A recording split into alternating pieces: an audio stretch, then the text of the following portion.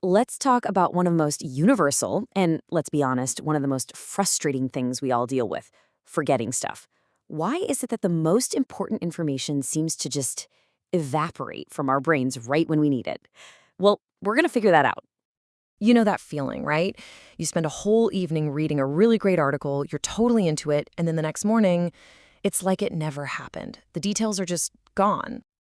Or how about this classic? You see someone, you know them, their face is so familiar, but their name, oh, it's locked away in some vault in your brain and you just can't find the key. So awkward.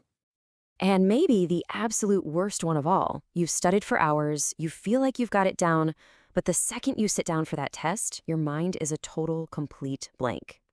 If any of that sounds familiar, hey, welcome to the club. This isn't some personal weakness. It's actually your brain just doing what it's scientifically designed to do.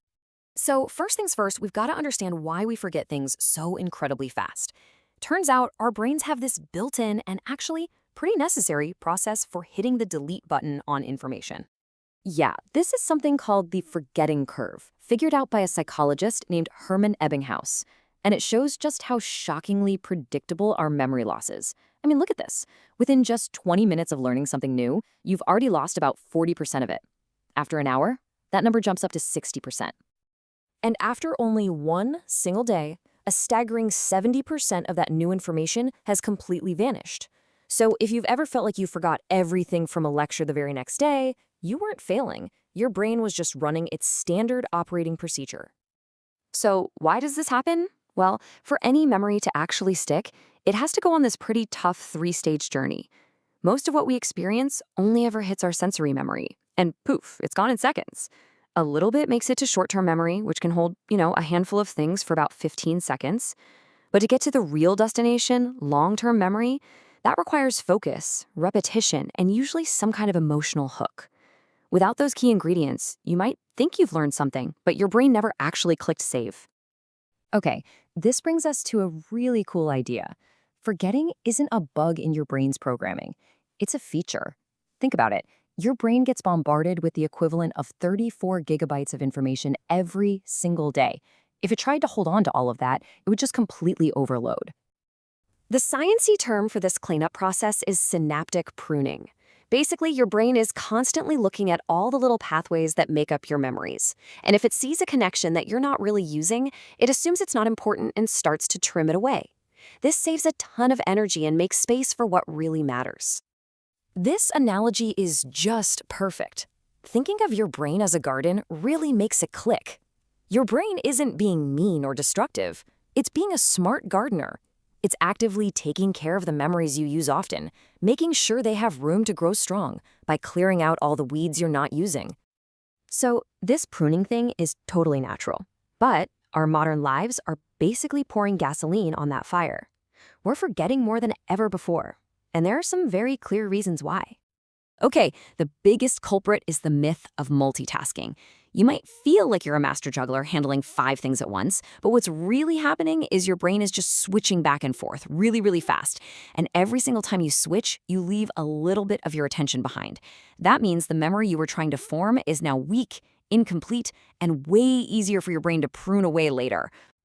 And then there's the other huge memory killer: not getting enough sleep. This analogy just says it all. Sleep is literally when your brain does its filing. It takes the important stuff from the day and moves it into long-term storage. Skipping sleep is like writing an entire essay and then just closing the laptop without ever hitting save. All that work, gone. And the list goes on. Being super stressed floods your brain with cortisol, which is a hormone that literally gets in the way of forming new memories. A bad diet starves your brain of the nutrients it needs to function, and not getting enough exercise means less blood flow to the brain. See, memory isn't just in your head, it's connected to your entire lifestyle. Okay, enough of the bad news. Let's talk about the solutions.